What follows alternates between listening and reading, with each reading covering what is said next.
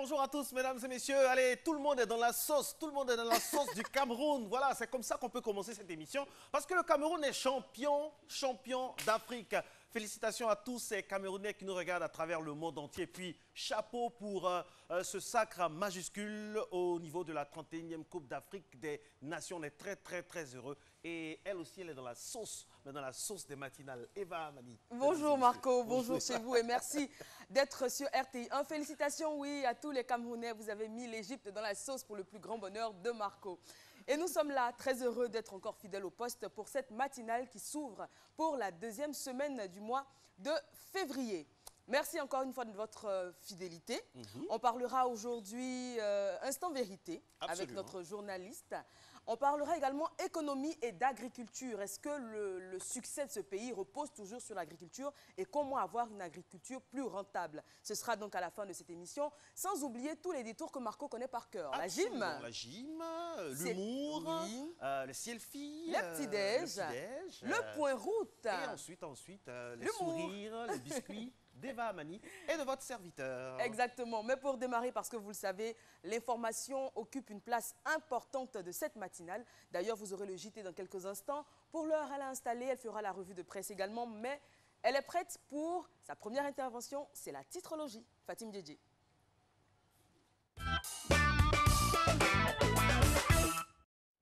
Bonjour Eva, bonjour Marcelin, bonjour à tous. Voici les titres de vos journaux en ce lundi 6 février 2017. On commence avec Fraternité Matin qui titre « La Fondation Henriette Diabaté portée sur des fonds baptismaux ». On y retrouve aussi le directeur général de la RTI, M. Amadou Bakayoko, qui dans une longue interview s'exprime sur le préavis de grève, l'avènement des chaînes concurrentes, la redevance RTI et les nouveaux programmes de la Maison Bleue. Autre une, le journal Le Patriote, qui titre « Comment l'État va rembourser les souscripteurs ?» Toujours sur l'agro-business, on y apprend que Vincent Loès s'en va et on y retrouve le Cameroun, champion d'Afrique. Une autre une, l'Expression, qui revient aussi sur l'agro-business et vous dit comment les souscripteurs seront remboursés. En dessous, on retrouve les mots d'un colonel de l'armée française qui dit « Nous n'intervenons pas dans les affaires ivoiriennes ». On passe à l'intelligent d'Abidjan qui évoque une plainte bloquée de Bamba Ousmane contre Yedidi René et nous dit que les milliards d'ECOM vont faire tomber des têtes.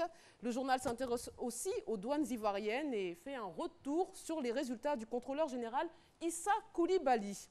Et tout en bas, dans le bandeau vert, on peut encore lire que le Cameroun succède à la Côte d'Ivoire pour la CAN 2017. Une autre une, celle de Notre Voix. On peut lire qu'après les mutineries dans l'armée, quelque chose se prépare encore. Un encart est aussi consacré au Front social, les étudiants en grève et les magistrats qui grognent. J'en parlerai tout à l'heure lors de la revue de presse. Et on y retrouve encore les Lions indéboutables, champions d'Afrique. Ça, c'est sur le plan national. Maintenant, je vous propose la une de la presse internationale qui est revenue sur l'événement du week-end, c'est-à-dire la décision de la justice contre le décret du président Trump qu'on retrouve à la une du Boston Globe qui titre « Nous demeurons un état de droit ». C'est le même son de cloche pour le journal français Le Monde, pour qui la justice a désavoué le président Trump.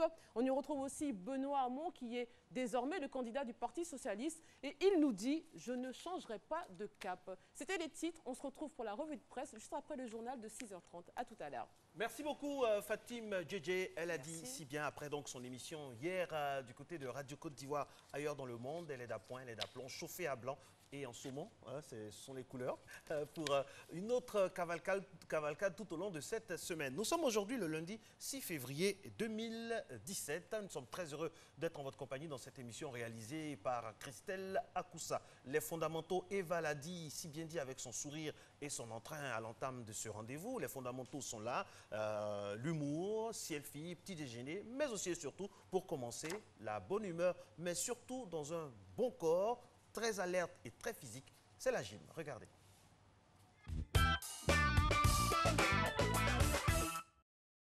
Salut à tous, bienvenue à votre session de gym. Objectif maigrir, séance numéro 2. Le Salomé à ma droite, le Sarah à ma gauche. Allez, on s'échauffe. On va entrelacer les mains et on monte. Ok, on tire. 2, 3, 4. Allez, on descend sur le côté. La paume regarde vers le ciel. 2, 3, 4 de l'autre côté. 2, 3, 4. Vous avez besoin d'haltères ou bien de bouteilles d'eau avec du sable à l'intérieur.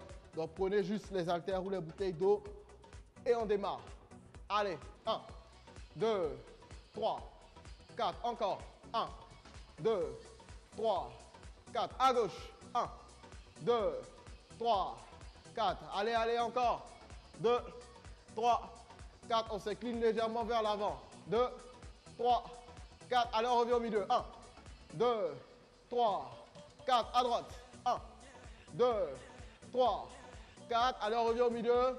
2, 3 et 4. On va s'incliner vers l'avant. Là. 1, 2. On va à 20. 3, 4. Plus vite. 5, 6, 7. Super les filles. 7, 8, 9, 10. Encore. 1, 2, 3, 4. La jambe doit être bien tendue dans le fond. 6, 7, 8, 9. OK, on change de côté. Allez, tout le monde. Go. 1, 2, 3, 4, 5, 6, 7, 8, 9, 10. Avec les haltères, ça nous permet déjà de travailler les bras. Allez, on revient là. Ça nous permet de souffler un peu. Après, si vous devez sentir les brûlures au niveau des ischio-jambiers, OK, et du quadriceps. La cuisse travaille. Allez, sur le côté, là. 1, 2, 3, 4. Bien haut. 5, 6, 7, 8, 9 et 10. Allez, on va changer. Allez en position, tout le monde. Allez là, go. 1, 2, 3, 4, 5. Allez, suivez-nous depuis chez vous. Allez, un peu plus haut le genou. Encore 3, 2 et 1. Allez, là, on dépose les haltères. OK. On va rouler les bras. Là, sur la pointe des pieds. On reste là. On va à 20. 2, 3, 4. Encore. 5, 6, 7, 8, 9, 10. Encore. 1, 2. Plus vite. 3. On cherche la vitesse. Allez, allez, les filles. Plus vite, plus vite. Sarah, les coudes un peu plus haut. Allez. Encore 5, 5, 4, 3, 2, 1. Dans l'autre sens.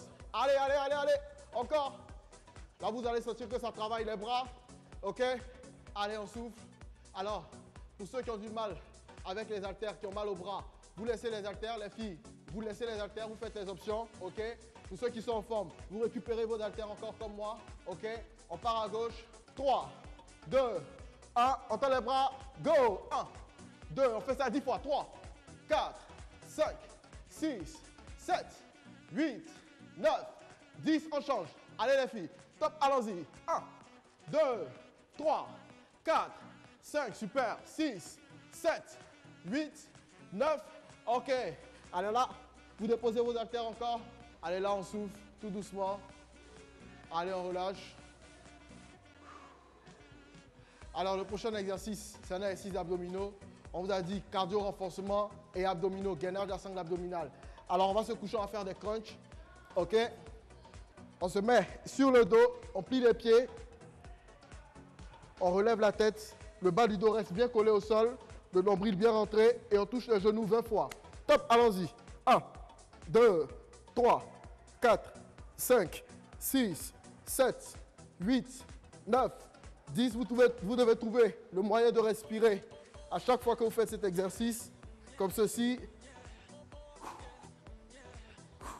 OK, encore 3, 2 et 1. OK, super. Alors, vous pouvez faire ces crunchs une dernière fois, qu'on appelle les sit-ups. Vous pouvez les faire une dernière fois si vous avez, je dirais, assez de punch, assez de tonus pour pouvoir continuer. Sinon, pour nous, on va s'arrêter là pour aujourd'hui. Alors, Salomé, quelles sont tes impressions par rapport à ce que nous avons fait aujourd'hui? J'ai énormément transpiré, j'ai vraiment apprécié et avec ça, je pense que la perte de poids et de calories est assurée. Alors, vous avez entendu ce qu'elle a dit. Elle a super apprécié, elle a vraiment transpiré avec ça, elle est sûre que la perte de gras est assurée. Moi, je vous conseille de faire la même chose chez vous. Quel que soit l'endroit où vous vous trouvez, vous pouvez faire du sport entre midi et 2 ou bien les soirs. Moi, je vous donne rendez-vous demain pour une autre session de gym. Allez, ciao. Et oui, ciao, coach Fabrice, j'allais dire coach François. Coach Fabrice, on prendra beaucoup de plaisir à vous retrouver demain pour une autre session de gym. Et puis, si vous avez l'intention de perdre du poids, si vous n'en avez que l'envie. En tout cas, j'espère que cette session vous a été bénéfique et que vous avez en même temps que le coach exercé des mouvements. Si vous n'avez pas eu le temps de prendre des haltères ou des bouteilles remplies, eh bien, le replay sera disponible sur le site 3 fois w.rti.ci à partir de l'après-midi, également sur YouTube, sur la page YouTube donc de l'émission de la RTI. Et puis si vous êtes avec nous, je vais vous donner en exclusivité les secrets beauté, les secrets sport de ma voisine Eva Amani. Ce sera en exclusivité. Attendez-vous à tout moment un direct Facebook Live avec toutes les infos sur la bonne mise et la tenue d'Eva Amani.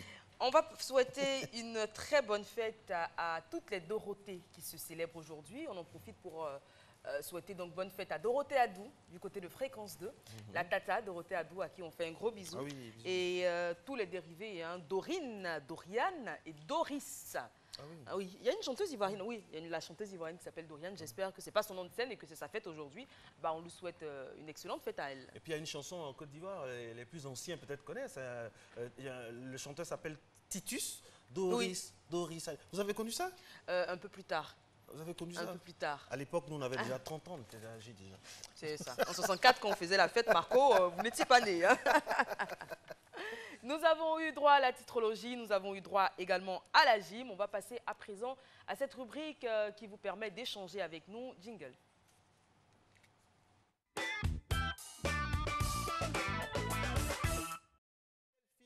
Voilà, vous le savez, ce sont des images. Il n'y a pas de selfie?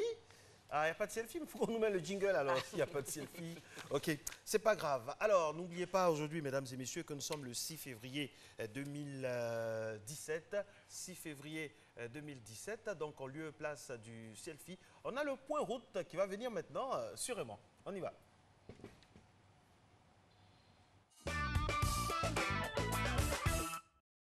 Alors, voici le point route avec le sourire d'Eva. Ça, voilà. C'est une très bonne route.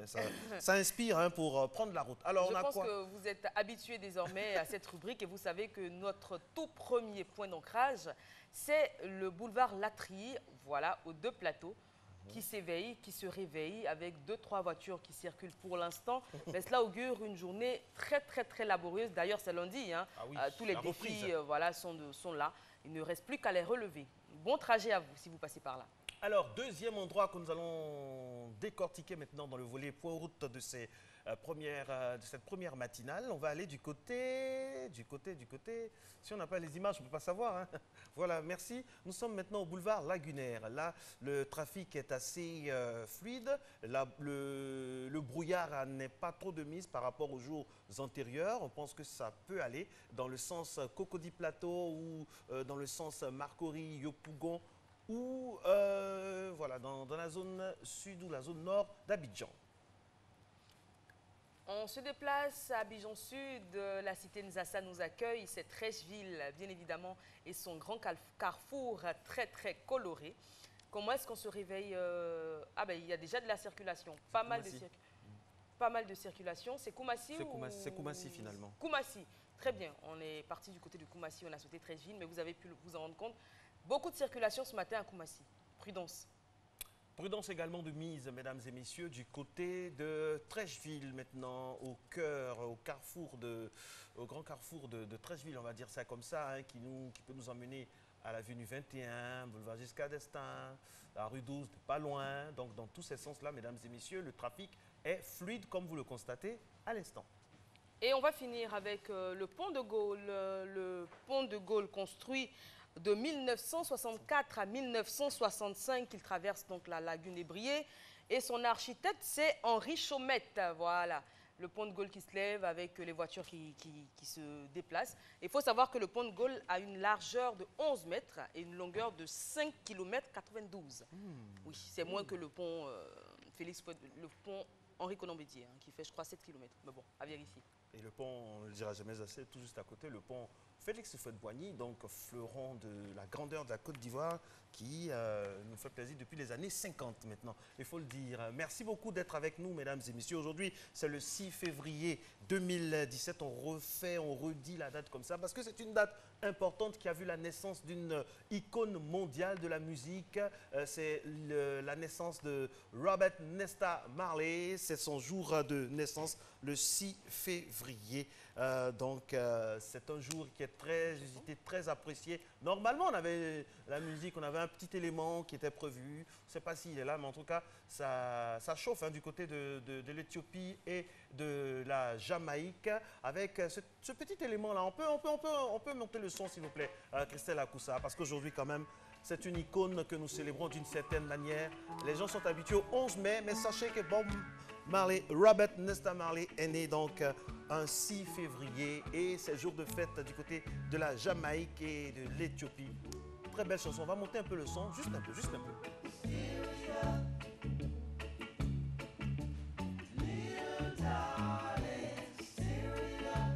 Voilà, très belle couleur, très belle mélodie.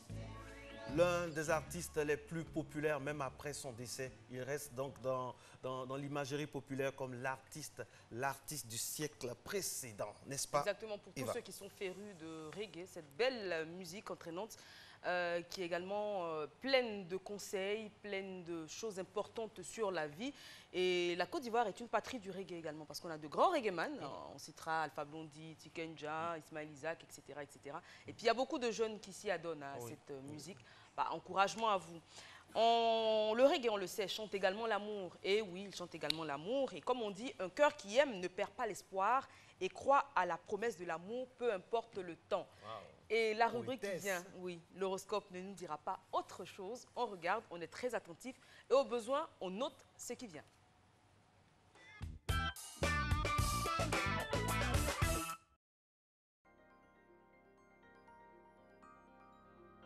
Bélier, vos sautes d'humeur pourraient provoquer quelques remous dans votre ménage. Voyez si votre agressivité est réellement justifiée. Mettez de côté les tracas du quotidien pour retrouver un peu de zen attitude. Si vous êtes célibataire, vous aurez tendance à broyer du noir. Taureau, au niveau social et affectif, toutes les initiatives que vous prendrez vous réussiront. Alors, n'hésitez pas à sortir de votre coquille et à prendre les devants. Vous pourriez multiplier les rencontres intéressantes. Si vous êtes célibataire, n'ayez pas peur de faire le premier pas. Gémeaux, si votre partenaire vous demande de vous exprimer sur certains sujets, ne prononcez pas des mots que vous pourriez regretter. Vous pourriez faire de la provocation sans forcément en être bien conscient. N'hésitez pas à expliquer que vos propos ont dépassé votre pensée, puis excusez-vous platement. Cancer.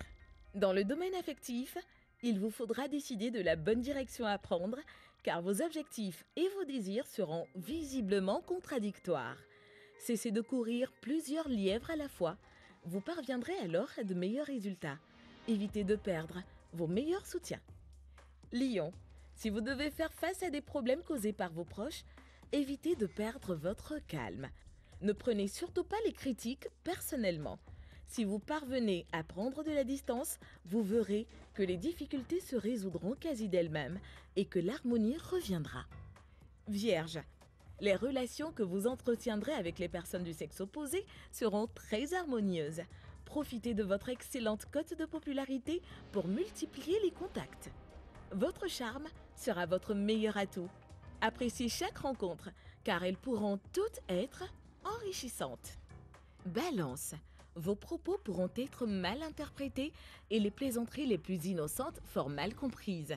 Faites preuve de patience avec vos proches et ne cherchez pas constamment à vous justifier. Si les tensions sont difficiles à supporter, prenez un peu de distance. Cela ne fera de mal à personne. Scorpion. Votre partenaire cherchera à vous solliciter pour un oui ou pour un non. Cela flattera beaucoup votre ego au premier abord. Mais vous pourriez aussi vous sentir dépassé par les événements. N'ayez pas peur de le mettre à distance. S'il tient vraiment à vous, il pourra tout à fait supporter un refus. Sagittaire. Au diable les conflits et les malentendus. laissez-vous aller à des élans de tendresse avec l'élu de votre cœur. De manière générale, les échanges avec autrui seront favorisés aujourd'hui. Les célibataires pourraient être sollicités de 1000 façons. Prenez les devants et faites le premier pas. Capricorne, on ne pourra vraiment pas vous taxer d'être mal dans votre peau. Bien au contraire, on vous suivra partout où vous irez et l'on se réjouira de votre belle capacité à gérer les émotions.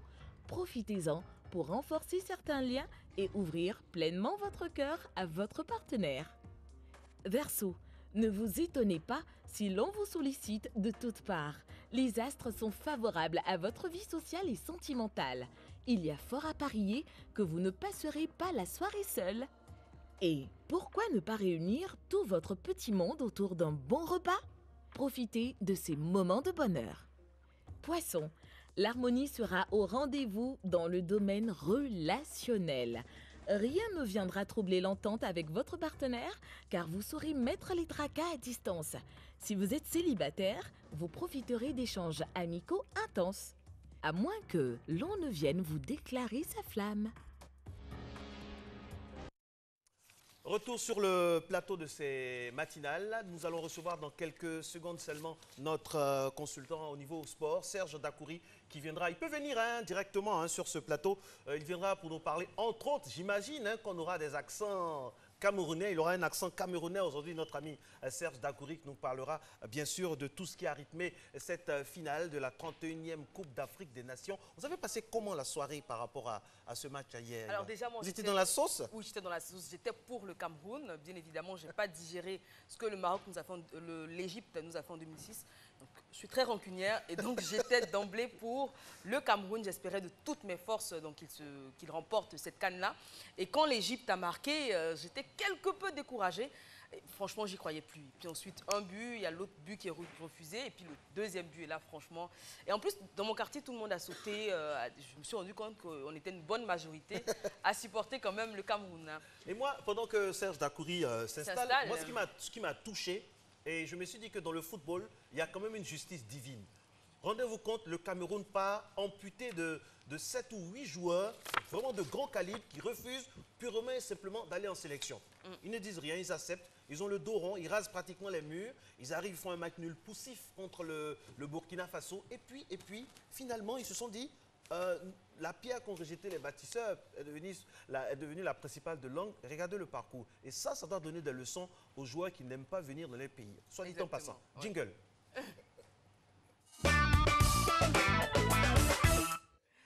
Marco et ses petits tacles bien placés. Bon, il s'agit de foot, c'est de bonne guerre. Oui, c'est de bonne guerre, absolument. Il a installé Serge Dacoury, bonjour. Bonjour Eva, bonjour Marcelin. Bonjour. Très heureux d'être sur ce plateau pour parler de sport. Et bien entendu, on va terminer par la CAN, mais bien avant, on va parler de volleyball, de badminton. On va finir par parler de CAN avec aussi les championnats étrangers. D'abord, effectivement, le volleyball en Côte d'Ivoire. L'ouverture de la saison est prévue pour le 11 février prochain. Après l'élection du président sortant Kone Sanga, et non Touré Sanga, Kone Sanga, élu encore pour un mandat de 4 ans, eh bien l'ouverture de la saison va se faire le 11 février avec une confrontation qui opposera le vainqueur du championnat, c'est-à-dire l'ASEC Mimosa en dames, opposé à l'équipe de l'INJS. Ainsi donc, que ce soit en homme ou en dame, ouverture de la saison ponctuée par ce qu'on appelle la Super Coupe qui démarre effectivement cette saison de volleyball en Côte d'Ivoire. Touré Sanga qui vient d'être élu a promis la paix. Kone Sanga. Kone Sanga qui vient d'être élu a promis la paix. Certains clubs dissidents sont rentrés dans le rang. Tanda, le Stella et la SOA. Et bien donc, on s'attend à un championnat de Côte d'Ivoire très relevé cette année où les clubs les plus huppés vont donc être titillés par certains clubs supposés faibles. En tout cas, l'ouverture des saisons est prévue pour le 11 février entre l'équipe de la SEC et l'équipe de l'INJS, en dames comme en hommes. Voilà, c'est le premier élément de sport de ce matin. Deuxièmement, badminton. Est-ce que vous savez ce que c'est le badminton? C'est une discipline qui s'assimile un peu au tennis, où il y a deux joueurs de part et d'autre du panier, la balle ne doit pas toucher le sol. Et donc le badminton, eh bien, vous savez que l'Égypte est bien classée en Afrique dans cette discipline. Eh bien, la Côte d'Ivoire n'est pas en reste. Ah ouais? Depuis la présidence de Honoré Zolobé il y a 2 ans, eh bien, des compétitions sont organisées très régulièrement en Côte d'Ivoire pour la pratique du badminton. Eh bien, en avril dernier, la Côte d'Ivoire a été la capitale Afrique de l'Ouest du badminton. Le Nigeria, le Kenya, l'Algérie, le Maroc qui étaient présents. Eh bien, la Côte d'Ivoire s'est illustrée de belle manière en arrivant la Coupe d'Afrique en jeunes. Eh bien, par rapport au dynamisme affiché par notre fédération, eh bien, la capitale ivoirienne a été retenue pour les phases qualificatives des Jeux olympiques de badminton qui auront lieu en 2018 en Argentine. Eh bien, du 25 au 27 juin prochain, Abidjan sera la capitale pour les phases qualificatives de tous les pays de l'Afrique de l'Ouest pour les Jeux olympiques de badminton. Donc voilà, notre capitale a été désignée pour abriter le badminton par rapport au dynamisme affiché par la fédération ivoirienne. Très bien. Troisième élément, comme vous le dites d'entrée tout à l'heure, c'est bien la CAN. Oye, comme on le dit à Yaoundé, ou bien au Oumé, du côté de Douala. Samuel Eto'o était dans les tribunes. Vous avez vu on a gagné. Toute la panoplie des Camerounais du côté du stade de Libreville. Eh bien, le Cameroun rentre de l'histoire pour la plus grosse des manières. Pour la 5e fois, après 2002, le Cameroun enlève sa 5e Coupe d'Afrique. Eh bien, 15 ans après. 15 ans après. Après 2002 au Mali, à Bamako, eh bien, la nouvelle génération conduite par N'Djadje, conduite par Dioum, conduite par le jeune capitaine Benjamin Mukanjo. Et le jeune joueur Bassogog. Et le Christian Bassogog, celui qu'on appelle Messi du côté du Cameroun, à cause de sa patte gauche, eh bien, est rentré dans l'histoire. Face à une équipe de l'Égypte qui était pourtant favori, avec un gardien de 44 ans, et Sam El Hadari, ancien gardien mythique des Pharaons du Nil et du National Al-Alaoui, eh bien, dans cette finale pleine d'émotions, c'est bien l'Égypte qui ouvre les hostilités avec Mohamed El Nenni, le joueur de Arsenal. C'était à la 20e minute. Le Cameroun n'avait pas dit son dernier mot. À la 60e, eh bien, sur un coaching permettant d'entrer de Nicolas Nkoulou, celui-ci, d'une tête ravageuse, a ramené la parité, un but partout. En tout cas, les Camerounais, dans les derniers instants, se sont illustrés avec ce lion qui rugit encore. Vincent Aboubakar, l'ancien attaquant de Porto, 88e minute, il mystifie deux défenseurs, El Amgazi et Al Garb, pour aller crucifier le gardien El Hadari. 2 buts à 1. Le Cameroun rentre dans l'histoire et gagne donc son signe indien, puisque deux fois en finale de Coupe d'Afrique, l'Égypte avait battu en 86 et en 2008 l'équipe des Lions indomptables. Bien, cette jeune génération, sur qui personne ne comptait du côté de Yaoundé, puisque 7 joueurs comme Joël Matip, Alex Choupo-Moting, Henri Bédimo, Alain Nyang avaient boudé la sélection, eh bien, le Belge Hugo Bross rentre dans l'histoire avec ces jeunes gamins qui permettent au Cameroun d'être sur le toit de l'Afrique. Voilà donc. Ça ne prouve pas que cette équipe avait besoin justement de se renouveler. Je pense que la cure de jouvence apportée par l'entraîneur Hugo Bross a donné des fruits, puisque cette petite équipe est montée crescendo, tel un moteur diesel. Petit match difficile d'entrer face au Burkina Faso 1-0. On n'en trouvait pas une sélection arrivée jusqu'en finale. Eh bien, les Lions sont rentrés dans l'histoire avec un jeune gardien de 21 ans, Fabrice Ondoa, qui vient de l'Eto, de la fondation Eto de Yaoundé. Et aujourd'hui, celui-ci est dans l'équipe réserve de Séville. Comme quoi, beaucoup de jeunes dans cette équipe qui ne sont pas forcément trentenaires. Par contre, je trouve qu'il fait super jeune, Ondoa. Ouais, Ondoa, oui. Contrairement à d'autres Africains. Enfin, à un autre de l'équipe qui a l'air plus mature. On va célébrer la victoire. En tout cas, les Camerounais ont montré une notion de courage, de détermination, d'abnégation, c'est vrai. 5e étoile, après donc 1984 ici en Côte d'Ivoire, 88 au Maroc, et 2002 au Nigeria, 2002 à Bamako, et cette fois-ci, c'est donc le Gabon qui donne au Cameroun encore sa 5e Coupe d'Afrique, 15 ans après. Qui l'eût cru? Eh bien, c'est ça, la belle beauté du football. Merci. Ouais, comme dit Marco et comme dit sûrement les Camerounais, c'est même commande. C'est même commande. C'est un commande. Merci beaucoup, Serge Dakouri. On vous retrouvera lundi prochain. J'imagine l'ambiance à Yaoundé. Ah oui, j'ai vu sur les réseaux sociaux. Sans oublier que des promesses financières ont été promues par Samuel Eto'o en cas de victoire. Je pense que hier après la finale, je pense que du côté de Libreville, on a vraiment fêté jusqu'au petit matin. Sans oublier la fierté légitime, j'imagine, de Roger Mila, figure titulaire. Vous savez, au Cameroun, il y a beaucoup de critiques. Il a même envoyé un message très touchant à l'endroit de ces jeunes-là. Ça fait plaisir de le voir, en tout cas, après. Mais n'oublions pas de signaler que le Burkina Faso a terminé pour la petite finale à la 3e place en battant le Ghana 1-0, but de Alain Traoré aux encablures de la fin. de 35 mètres, soit le Burkina est la 3e équipe d'Afrique dans cette coupe. Il faut reconnaître que nos voisins ont fait beaucoup de boulot et aujourd'hui sont quand même des places installées du football africain. Très bien. 3e le Burkina devant la Côte d'Ivoire. Ouais, il faut le signaler. signaler. C'est à noter, c'est à signaler. Merci beaucoup Serge Dacoury. Ça a été un plaisir, à bientôt. On va aller au pas de course parce qu'à 6h30, nous avons le JT, mais bien avant, elle est là pour nous dire ce qu'on aura le plaisir de lire sur la presse aujourd'hui, 6 février. Et pourquoi pas vous aider dans vos choix de journaux. Fatim Djedje pour la revue de presse.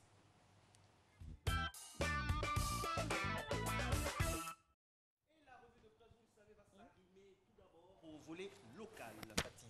Tout à fait, Marcelin. Et on commence avec l'intelligent d'Abidjan qui nous propose une analyse de Christian Gambotti sur la situation sociopolitique du pays. Alors, il formule plusieurs constats. Le premier, c'est que le chef de l'État, du moins sa légitimité, n'a pas été remise en cause eu égard aux événements du mois de janvier. Et pour lui, la question de l'alternance politique viendra en 2020. Deuxième constat, c'est l'abstention qui s'invite à toutes les élections depuis la présidentielle de 2015 et c'est un signe de défiance envers le pouvoir. Et troisièmement, il nous dit que le manque de mesures pouvant transformer la croissance ivoirienne en une croissance inclusive et ainsi atténuer les frustrations de la population ne sont pas au rendez-vous. Et l'article conclut ainsi.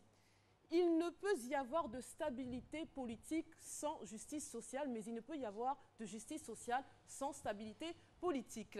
Un autre article, c'est l'éditorial de Karim Ouali à lire dans Nord-Sud, qui nous dit que l'accalmie est de retour dans le pays après plusieurs semaines de tension. Et il nous dit aussi que savourer la tranquillité retrouvée ne nous dispense pas de quelques réflexions, à savoir combien la Côte d'Ivoire a-t-elle perdu en entrée financière durant le mois de janvier?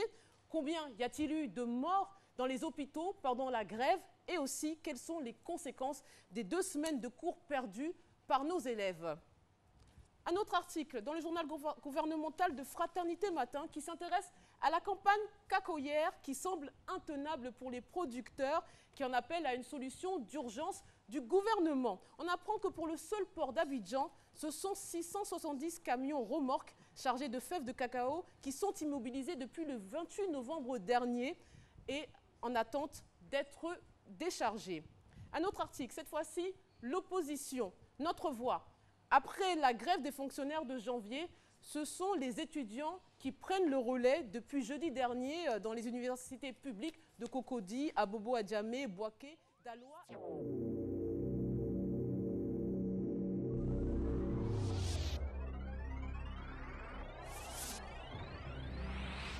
Participez à la 5e édition du Africa CEO Forum, le plus grand rendez-vous international des décideurs et financiers du secteur privé africain.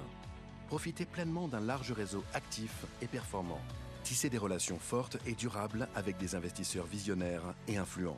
Bénéficiez d'une vaste couverture médiatique pour un rayonnement mondial. Partagez des idées à fort potentiel, originales et innovantes. Le Africa CEO Forum, du 20 au 21 mars 2017 à Genève. Mobilisez-vous pour la croissance et pour l'Afrique.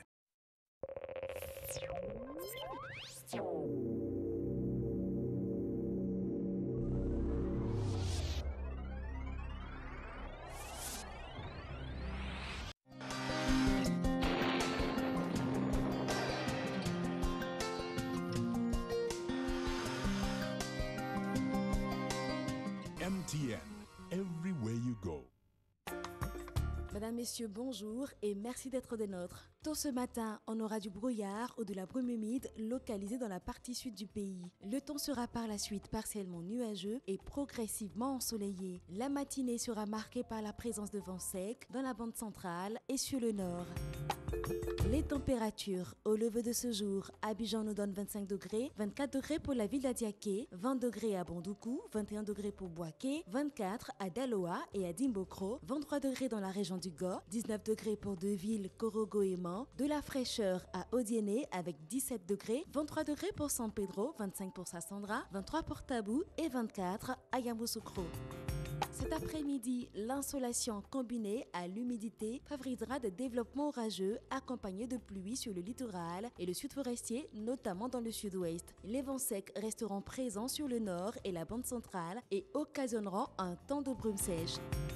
Les températures de l'après-midi, 31 degrés pour Abidjan et Adiaké, 34 degrés pour Bondoukou et Bouaké, 32 degrés à Daloa, la maximale de 35 degrés relevée à Dimbokro, 32 degrés pour la région du Go, 34 dans le Poro, 32 degrés dans le Tompi, 34 degrés à Odiéné, 31 degrés pour San Pedro et Sassandra, 30 pour Tabou et 34 degrés à Yamoussoukro.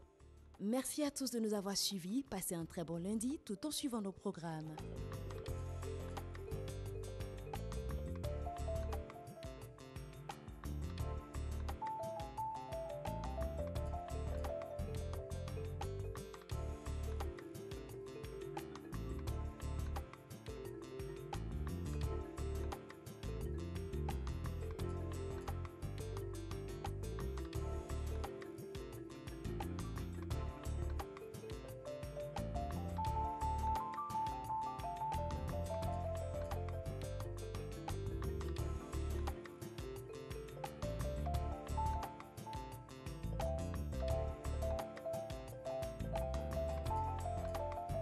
MTN, everywhere you go.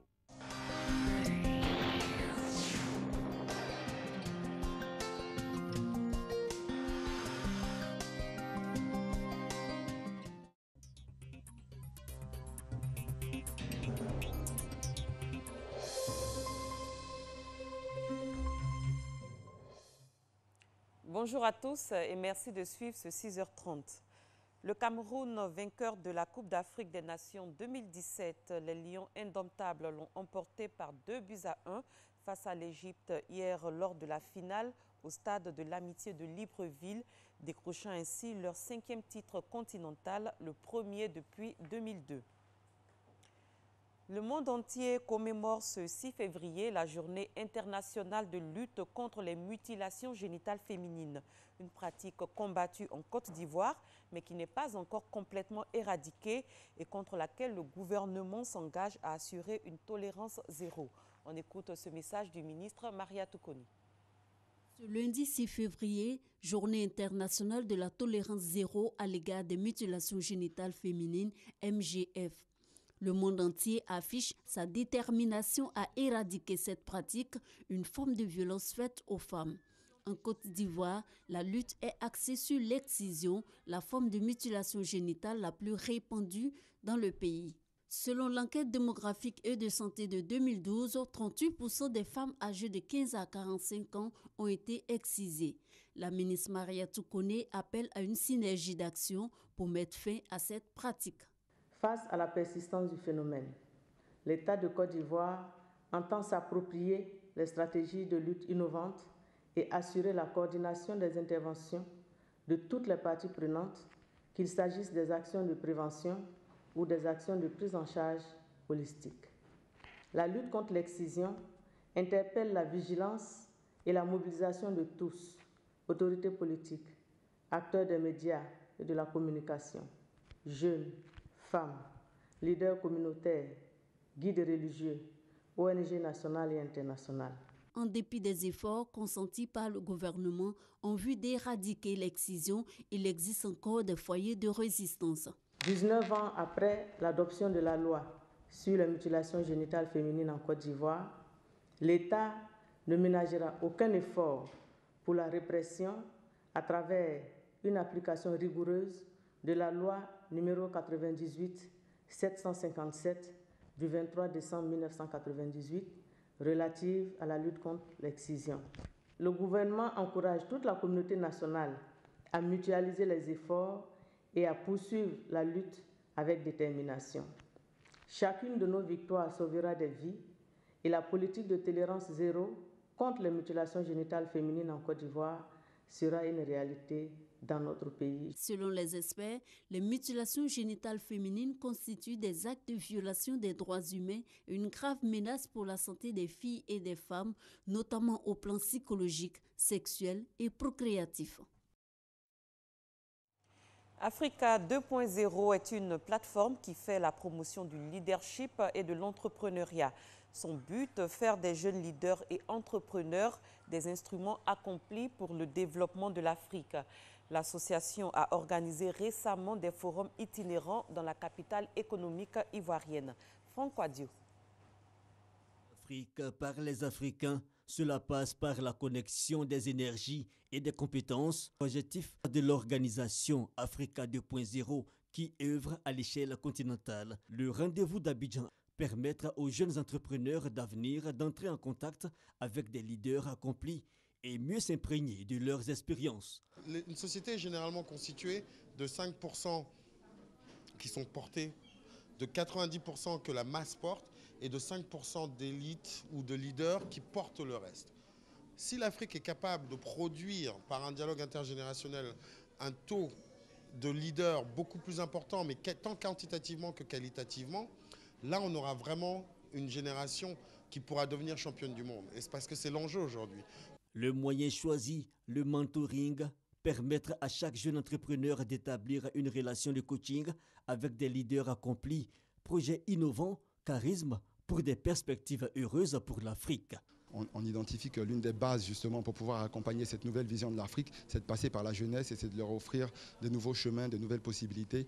Et pour un continent qui se réalise, il faut une vision, celle par exemple de l'agro-industrie comme facteur de développement. Le ministre de l'Industrie et des Mines a parlé de l'exemple ivoirien. Il nous faut donc aller vers l'agro-industrie. On n'a pas le choix.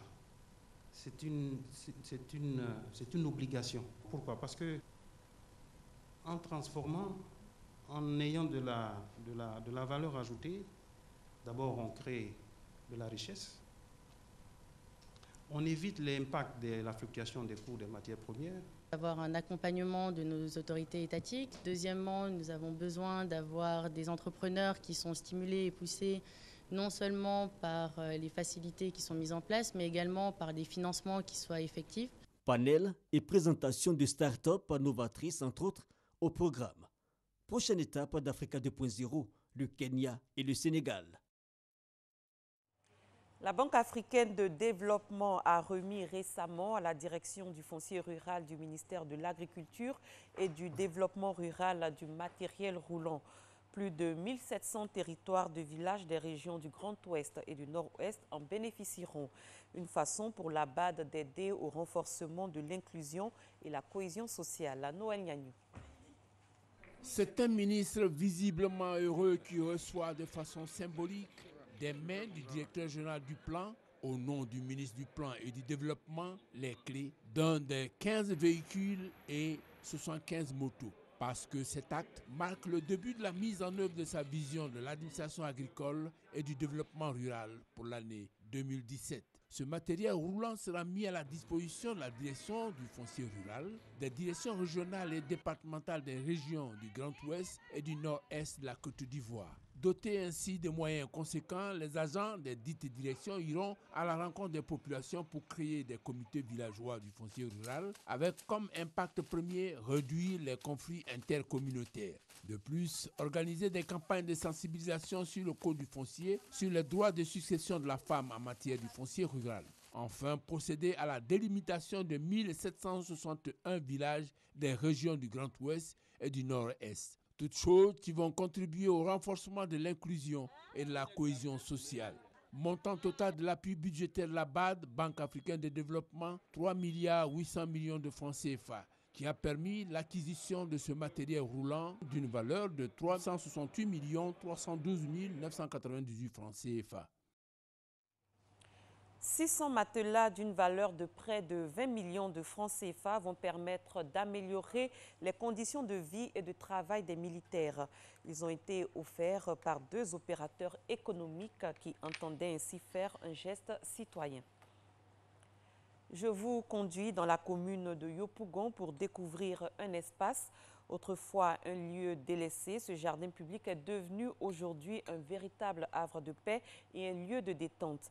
À l'origine de cette transformation, un jardinier bénévole qui use de son savoir-faire pour faire revivre et redonner des couleurs à cet endroit jadis infréquentable. Serge Koléa. Il y a encore quelques mois, cet espace situé dans l'angle du premier échangeur de Yopougon, quand on vient d'Adjamé, était un jardin abandonné. Lieu de convergence de jeunes délinquants aux pratiques illicites. Ibrahim, habitant de la commune aujourd'hui habitué du site à Relouqué, s'en souvient. C'était un nid de malfrats et un citoyen normal ne pouvait pas traverser ces parcs-là en pleine journée. Hein. Il y a de cela 6 mois, vous ne pouvez pas oser. Le maître d'œuvre de cet endroit de repos qui baigne dans une atmosphère naturelle en pleine ville, c'est cet homme. Quand je suis arrivé ici, tout était complètement foutu.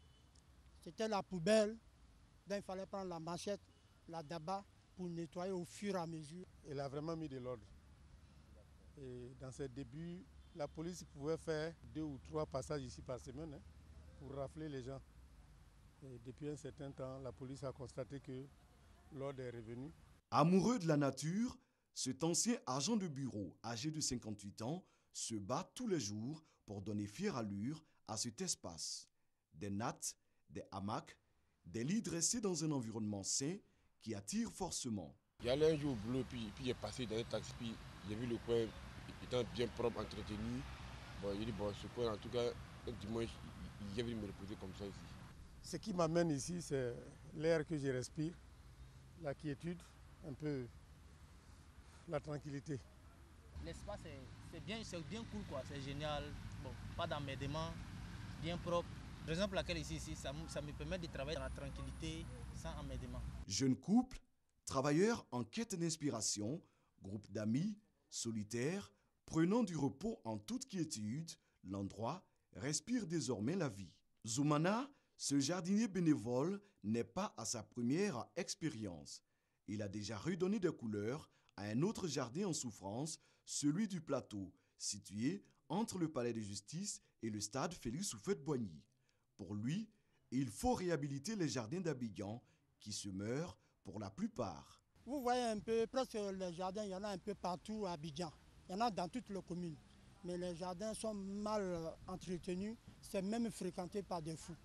Je peux même dire que chaque jardin a un fou à Abidjan ici. Sans grands moyens, sans soutien, rien qu'avec un esprit imaginatif, l'homme contribue à agrémenter les moments de relaxation des visiteurs. Au jardin public du premier échangeur de Yopougon-Andokwa, avec 500 francs CFA, le visiteur a droit à un lit, ou encore 200 francs CFA pour se prélasser dans un hamac toute la journée. De quoi ravir Ibrahim, qui, comme les autres, n'en demande pas mieux en cette journée dominicale. Un mot de religion, l'Église catholique Sainte-Cécile du Vallon a 25 ans d'existence. La célébration de ce jubilé d'argent a enregistré la présence de toutes les communautés religieuses. Les fidèles ont pour leur part été exhortés à la culture de l'amour et du pardon. Godefroy Okambawa, Herman Guivé. Bougie portée par 25 jeunes gens, tous âgés de 25 ans. Symbole des 25 ans de l'Église catholique Sainte-Cécile, la patronne des musiciennes.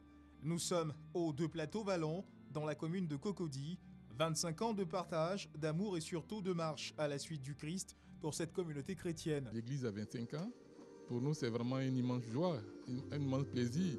Et c'est le lien aussi quand même de penser à tous ceux qui ont contribué à ce dynamisme. Quand on créait l'église, je n'étais pas encore née, mais aujourd'hui je célèbre cette fête parce que c'est la fête de l'église. Je me sens en joie parce que les 25 ans qui se sont passés sur cette paroisse, nous venons de les vivre encore à nouveau, comme si c'était hier. Occasion pour le curé de la paroisse d'inviter les fidèles chrétiens à une réconciliation, au pardon et à la tolérance. Moi j'ai de la chance.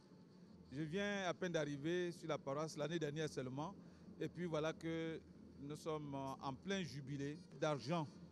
Il faut tuer la méchanceté. Il faut tuer l'indifférence. Il faut vivre avec les autres comme on vit avec son frère. Parce que nous sommes tous du même Père qui est Dieu, qui nous aime d'un amour maternel. Ce jubilé d'argent a été marqué par plusieurs festivités avec la participation des communautés islamiques et évangéliques. 7 curés se sont succédés à la tête de cette paroisse depuis sa consécration en 1991. À l'étranger, en Turquie, un mois après l'attentat de la discothèque Rena d'Istanbul, qui a fait 39 victimes la nuit du 1er janvier, les forces de l'ordre ont arrêté hier au moins 400 personnes soupçonnées d'être liées à l'organisation État islamique. Il s'agissait d'une vaste opération dans l'ensemble du pays qui a peut-être notamment permis de déjouer un projet d'attentat dans la ville d'Izmir. C'est la fin de cette édition. Merci de l'avoir suivi. Excellent début de journée à tous et à toutes. Merci Maï Sako. Merci également à tous ceux qui viennent à peine maintenant de nous prendre hommage. Vous êtes en direct et en intégralité. C'est sur RTI 1 tous les jours du lundi au vendredi de 5h55 à 7h30. Je suis Marcelin Gouvoy en compagnie de Eva Amali. Nous avons le plaisir de vous conduire jusqu'aux portes de cette matinée. Comme on dit, confiez-nous votre éveil et nous en faisons un matin plein de bonheur. Et on continue, on va passer à présent au petit-déj. Oui. Qu'est-ce que vous mangez ce matin? Qu'est-ce que vous allez manger? Qu'est-ce que vous avez mangé hier? C'est ici que ça se passe. Je vous rappelle que pour les selfies d'ailleurs, vous nous envoyez plus de selfies. Qu'est-ce qui se passe? On reçoit vos petits déj. Depuis l'élimination des éléphants? Oui, depuis les selfies spéciales Cannes, on vous sent quelque peu réticent. C'est pas grave, on a digéré, le Cameroun est champion d'Afrique, voilà. Ce sont nos frères, on les supporte. Envoyez vos selfies, envoyez vos petits déj comme vous le faites d'ailleurs sur nos réseaux sociaux, la page Facebook, le compte Twitter, la page Instagram. Avec beaucoup de plaisir, nous partageons ces informations ici avec la communauté de matinophiles. Petit-déj, c'est parti. Et nos promenades culinaires pour ce lundi, d'abord commencent par la destination Plakali sauce gombo. Voilà, c'est le petit-déj qui nous est... Wow, très belle photo. Oh, Plakali, suspends ton vol. Si, pourrait-on qualifier cette photo? Oh, Plakali, suspends ton vol. Et ça, c'est une photo qui nous vient de Alice Blé, donc du côté de la Riviera 3, Riviera 3, Alice Blé. En tout cas, bon appétit, mademoiselle Blé.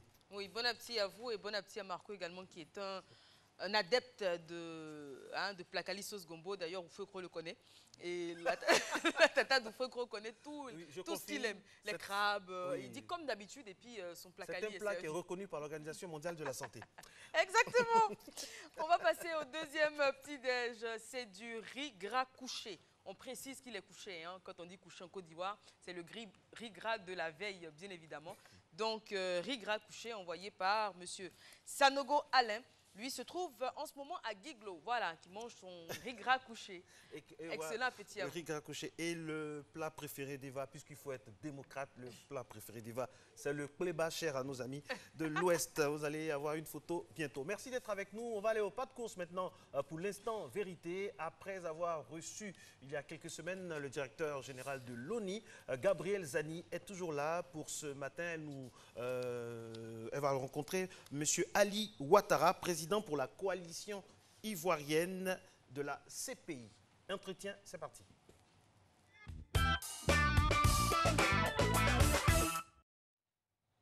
Bonjour à tous, c'est avec beaucoup de plaisir que je vous retrouve ce matin dans Matin Bonheur. Mesdames et messieurs, si vous venez de nous prendre en marche, si vous venez de vous réveiller, vous êtes dans Instant Vérité. Préserver la paix. De nombreux pays africains ont du mal à le faire. Fractures sociales, conflits intercommunautaires, crises politiques qui déclenchent des fois des guerres civiles, des guerres militaires. La coalition ivoirienne pour la Cour pénale internationale semble avoir trouvé la solution. La coalition prône une justice équitable doublée d'un renforcement des institutions. Alors, comment donc consolider la paix à l'intérieur de nos États après un conflit armé? Nous en parlons ce matin avec M. Ali Ouattara. Ali Ouattara, bonjour. Bonjour, madame. Vous êtes le président de la coalition ivoirienne pour la Cour pénale internationale. Vous êtes aussi expert, consultant en justice internationale et ancien président d'Amnesty International. Alors, la coalition ivoirienne pour la Cour pénale internationale, quelle est la vision principale qui sous-tend cette coalition? Merci. Je voudrais dire que la coalition est une structure internationale qui a vu le jour avant la création de la Cour pénale internationale. Donc, ce sont des ONG qui sont retrouvées avec des parlementaires européens pour créer une Cour pénale internationale permanente. Puisqu'il y a eu les tribunaux ad hoc du Rwanda et de la Yougoslavie qui avaient été créés par les Nations Unies, précisément par le Conseil de sécurité. Et donc, avec les lacunes, les difficultés, les faiblesses, on s'est dit qu'il fallait créer une structure internationale permanente où ce n'est pas les Nations Unies qui proposent la création, mais ce sont les États de façon libre qui peuvent y adhérer. Donc cette structure a vu le jour et les États adhèrent librement à la CPI à travers la ratification du statut de Rome créant la CPI. Et aujourd'hui, nous avons 124 États partis, dont la Côte d'Ivoire qui a été le 122e État. D'accord. Alors, on va tout de suite mettre le pied dans le plat pour aborder le vif du sujet de ce jour. Quelles sont les causes de la recrudescence ou de la croissance des conflits en Afrique, après, bien sûr, un conflit armé? Bien, je crois qu'il faut dire qu'il y a beaucoup de causes. Hein, voilà. Les causes, il y a l'injustice qui est très souvent récurrente dans nos États, différents États. Il y a les promesses qu'on fait, par exemple, avant les élections, on fait beaucoup de campagnes, on dit, bon, on fera ceci, cela, mais la réalité dans la pratique de la politique, c'est tout à fait le contraire. Donc, c'est la désillusion au niveau des électeurs. On pourrait également citer l'impunité, qui est le socle au niveau même de la CPI, parce que la CPI a été créée pour lutter contre l'impunité. On pourrait également parler également du fait qu'il y a les problèmes internes qui se posent. Et il faut aller un peu loin. Nous avons hérité en Afrique d'une situation où on n'a pas véritablement une nation. On prend le cas de la Côte d'Ivoire où il y a au moins 60 ethnies. C'est le cas de beaucoup de pays africains où c'est un peu difficile de faire en sorte qu'on ait cette perception de nation. Donc également, ce qui fait qu'il y a une fragilité au niveau de la population et la société souvent a des difficultés à ce niveau-là. Bien. Alors, donc, c'est une question de mauvaise gestion de l'après-conflit, peut-être. Oui, voilà, c'est ce que vous voulez dire. On pourrait dire comme ça. D'accord. Alors, comment gérer l'après-conflit dans ces cas-là? Bien, l'après-conflit, justement, il faut d'abord faire la prévention. C'est-à-dire qu'il ne faudra pas attendre. Notre souhait, ce n'est pas qu'il y ait d'abord, disons, des tueries, il y ait des crimes qui se passent. Quand on prend le cas de la CPI, la CPI a un double rôle. C'est d'abord un rôle dissuasif, donc préventif, également un rôle répressif. Mais malheureusement, beaucoup de personnes ne voient que le rôle répressif. Répressif, c'est après, a posteriori. Donc aujourd'hui, nous disons qu'il faut d'abord faire un travail de prévention. La prévention, ça s'est fait à tous les niveaux. Ça s'est fait dans les écoles, ça s'est fait au niveau de la société. En quoi faisant? De façon concrète? De façon concrète, la prévention, je prends le cas des établissements où il faut inculquer une culture du respect de l'autre, une culture des droits humains au niveau des établissements. Donc, il faut insérer dans les programmes scolaires, dans les enseignements, des modules qui peuvent amener les enfants depuis la maternelle jusqu'à l'université.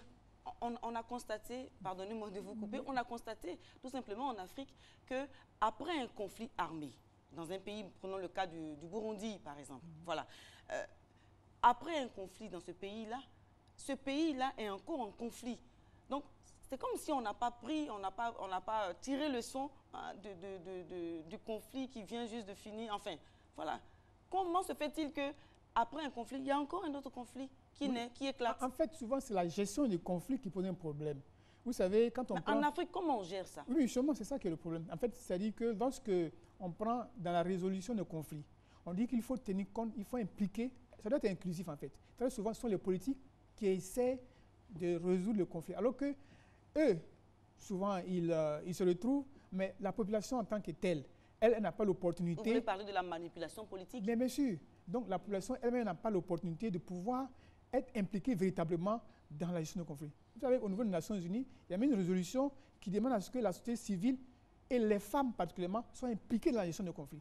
Généralement, c'est les femmes qui sont les victimes. Pourquoi les femmes? Les femmes sont elles sont, quand il y a les guerres, les personnes les plus vulnérables sont les femmes et les enfants, et quelquefois les vieillards. Et donc, par conséquent, lorsqu'on veut résoudre le conflit, il faut que ce soit les femmes qui soient, sont les idées souvent, on tient compte des idées des femmes, on tient compte de leurs propositions. Mais malheureusement, ce qu'on constate, c'est qu'en Afrique, très souvent, les femmes sont mises à l'écart. Ça, c'est un problème. La société civile également, ce sont les politiques qui se réunissent, les partis politiques, les groupes de rébellion, etc., qui essaient de trouver des accords pour résoudre le conflit, alors que ce n'est pas eux, généralement. C'est la population qui souffre le martyre. C'est la population qui est victime de ce qui se passe. D'accord. Le cas du Rwanda. Le Rwanda est sorti d'une très grave crise. Nous connaissons tous l'histoire du Rwanda. Aujourd'hui, le pays est arrivé à résoudre les germes du conflit, de leur conflit. Alors, il n'y a plus de Tutsi, il n'y a plus d'Hutu dans le pays. Mais certains pays africains retournent toujours, je vais dire, au même péché. Pourquoi c'est si récurrent? Oui, vous savez qu'il y a plusieurs mécanismes dans le cadre de gestion de conflits. Je prends le cas de la Côte d'Ivoire, par exemple, où nous avons souhaité, la Côte d'Ivoire a adopté plusieurs méthodes. Il y a d'abord la justice transitionnelle, il y a la CDVR, il y a également la justice nationale à travers les poursuites qui se font, et la Côte d'Ivoire est un peu plus loin avec la justice internationale. Donc, au niveau du Rwanda, pour revenir au cas précis dont vous parlez, c'était la justice transitionnelle qui avait été mise sur pied, et on allait même en utilisant la justice traditionnelle à travers les gachachas.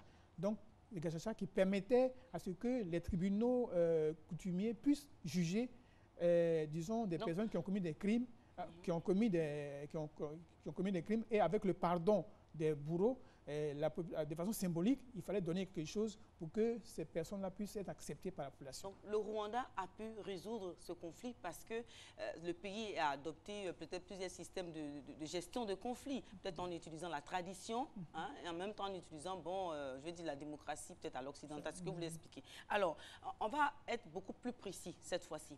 Vous êtes dans votre coalition, vous ne menez pas seulement, vous ne faites pas seulement des campagnes de sensibilisation ou encore des communications autour de la nécessité de la paix, mais vous faites également des études sur le terrain. Aujourd'hui, la Côte d'Ivoire est sortie de la crise. Est-ce que vous pensez que la Côte d'Ivoire est un pays réconcilié?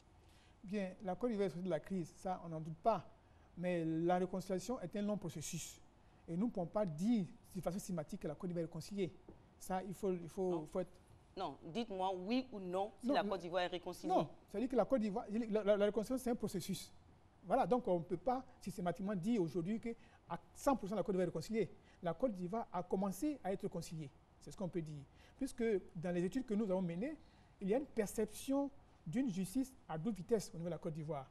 Il y a une perception du fait qu'il y a une partie de la population qui ne se sent pas concernée parce que c'est fait comme au niveau de la réconciliation. Mais que doivent faire les autorités ivoiriennes? Mais justement, il faut impliquer toutes les parties au niveau des difficultés qu'il y a en Côte d'Ivoire. Est-ce que vous avez une solution pour la Côte d'Ivoire, là, maintenant? Oui, vous qui êtes dans la coalition, vous qui militez pour la paix dans les pays africains. Oui, nous disons que, à l'instar de certains pays, comme vous allez parler du Rwanda, à l'instar de certains pays comme l'Afrique du Sud, à l'instar de certains pays comme le Maroc, qui ont réussi justement leur justice transitionnelle, il faut qu'il y ait la sincérité dans ce qu'on pose comme acte. Il faut qu'il y ait ce qu'on pose comme acte, les propositions qui sont faites soient inclusives et surtout qu'on ne prenne pas une partie de la population pour laisser une autre partie. D'accord. Alors, on va parler d'un autre point assez essentiel de votre intervention. Il s'agit de la CPI, de la Cour pénale internationale. Pourquoi avez-vous choisi de soutenir la CPI? Pourquoi vous n'avez pas opté tout simplement pour la mise en place d'une autre juridiction? Pourquoi la CPI? Oui, nous avons dit tout à l'heure que la CPI a vu le jour après les expériences des tribunaux spéciaux du Rwanda et la Yougoslavie.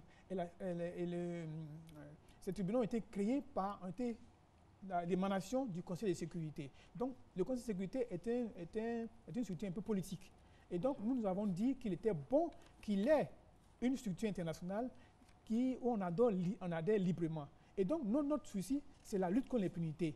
C'est pour ça qu'on adhère à la CPI. D'accord. Parce qu'on se rend compte que... La lutte contre l'impunité, il se trouve que la CPI ne traite que de cas africains. Sur 10 affaires instruites par la Cour, 9 sont africaines.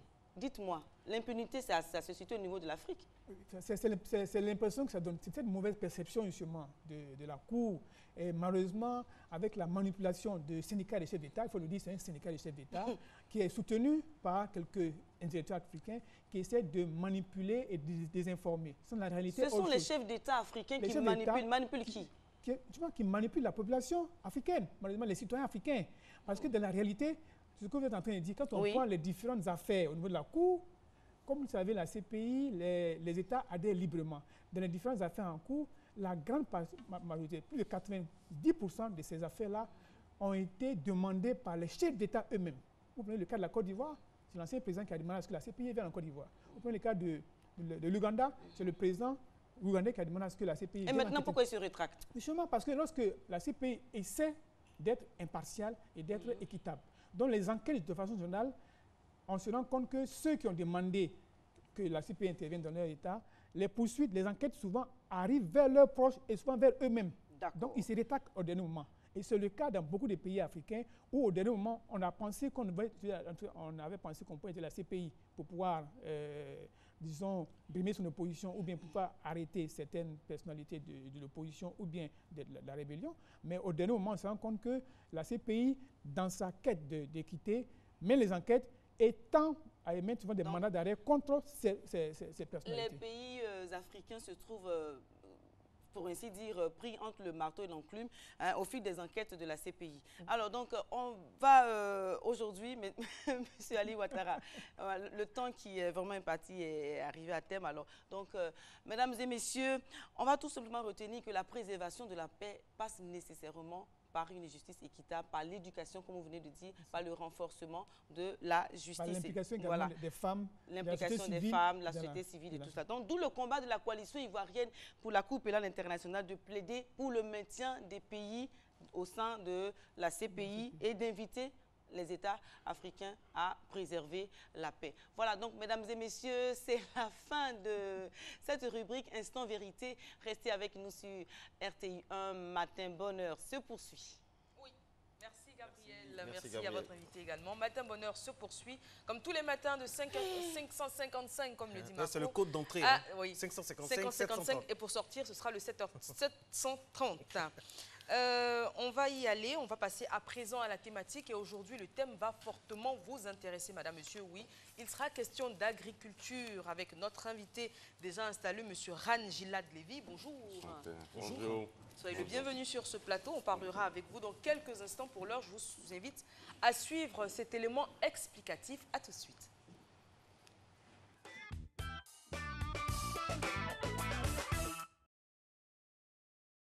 Jean-Baptiste est chauffeur de taxi à Yopougon. Pour accroître ses revenus, c'est ici dans la commune de Songon qu'il vient labourer à ses heures creuses. Sur cet espace, il cultive du manioc, des courgettes, du gombo et du maïs. Le maïs là fait 60 jours. C'est-à-dire c'est un mois juste. Si tu as semé ça aujourd'hui, tu comptes les 60 jours, tu vas venir casser ça pour manger. Voilà. Maintenant les courgettes, c'est 35 jours. 35 jours, tu récoltes. Pour un amateur, l'homme semble maîtriser son sujet. Son problème en revanche est celui de presque tous les agriculteurs ivoiriens. Ses productions restent suspendues aux aléas de la nature. Notre plan fait sur le programme de la pluie. Voilà. Par exemple, le maïs, c'est le programme de la pluie que nous on regarde. Quand il pleut, nous on vient s'aimer. Voilà. On connaît les périodes de la pluie. Le manioc n'a pas besoin de la pluie. Il pleut, il ne pleut pas, que tu as planté, le manioc lui peut pousser.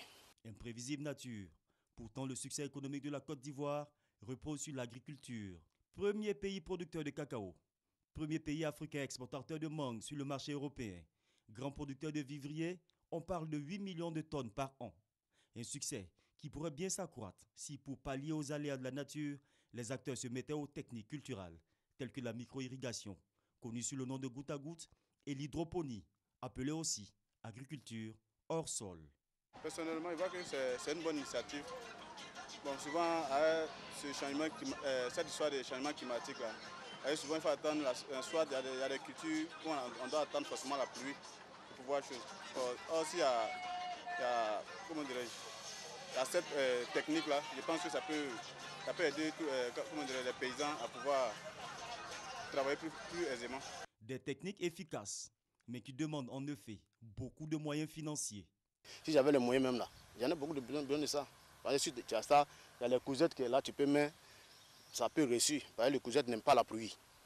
Voilà. Quand le maïs, quand il pleut trop, ça n'arrête pas de maïs. Mais comme on n'a pas les moyens, c'est pourquoi que bon, on travaille la pluie. C'est-à-dire goutte à goutte, il faut avoir une machine qui peut tirer l'eau. Ouais. Avec le goutte à goutte, l'eau s'égoutte lentement vers les racines des plantes en coulant à la surface par un système de tuyauterie. Le hors-sol est la culture de plantes réalisée sur une surface autre que le sol, ce qui requiert toute une expertise. Si les gens pouvaient sensibiliser les planteurs d'abord sur cette pratique-là, je pense que ça serait mieux.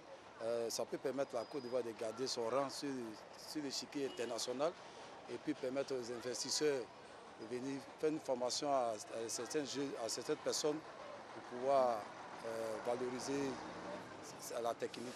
L'agriculture en Côte d'Ivoire concerne autant des cultures vivrières que des cultures de rente. Avec près de 10 millions d'hectares cultivés sur les 24 millions d'hectares cultivables, l'économie de la Côte d'Ivoire repose malgré tout sur l'agriculture. Merci pour cet élément récapitulatif de la situation. Notre pays, la Côte d'Ivoire, on ne le dira jamais assez, doit son épanouissement depuis l'indépendance par rapport au fait que la terre ivoirienne est fertile. Il y a franchement beaucoup d'entrain et d'engagement dans l'agriculture. Mais avec les nouveaux défis au niveau des changements climatiques, avec toutes ces difficultés et puis la mécanisation à outrance de l'agriculture, est-ce que si la Côte d'Ivoire n'est pas à ses rendez-vous, la richesse pourra toujours reposer sur l'agriculture? Et c'est ce qu'ont compris nos amis et frères d'Israël.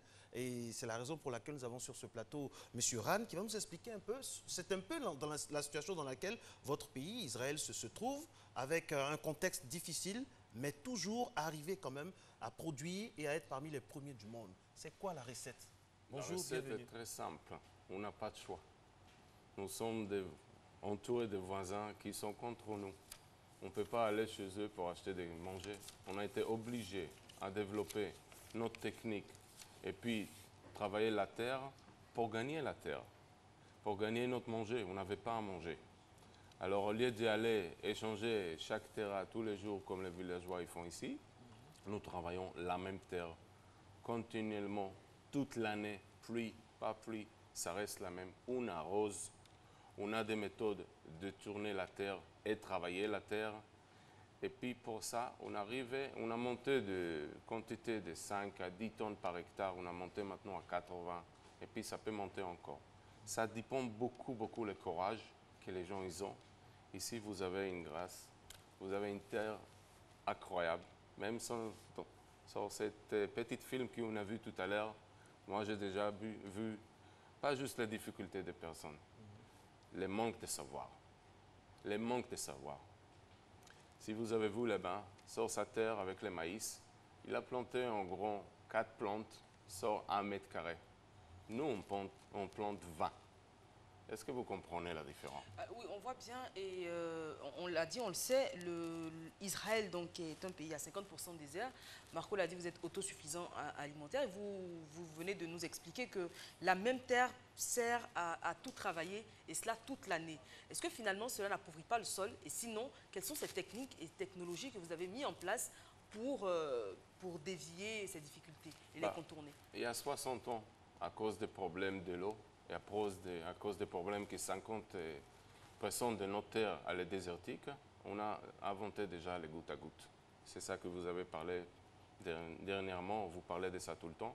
Les gouttes à gouttes, ça arrose la plante et sa racine. C'est très simple. Comme ça, on a besoin moins de l'eau et puis on peut adonner les besoins de cette plante avec les gouttes à gouttes. Même les engrais, on fait en liquide, on passe en gouttes à gouttes. On ne perd pas. Si les plantes il est sur 5 cm, il reçoit là. Et puis comme ça, on n'arrose pas tous les terrains. Mais juste la portion qui a besoin d'être juste la portion irradiée. que la plante il a besoin sur sa racine, pas sur toute la terre.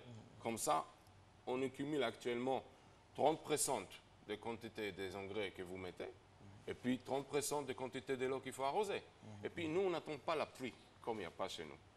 Ça vient occasionnellement. Vous vous adaptez aux on adapte. situations? Il n'y a pas un terrain sans qu'a été avec les gouttes à gouttes ou d'autres choix d'arrosage. Au-delà de ce que vous dites, c'est que si on ramène ça au cas de la Côte d'Ivoire, c'est que nous avons une agriculture dynamique, nous avons un passé, nous avons un vécu. Donc, il faut s'adapter à ces nouvelles techniques-là.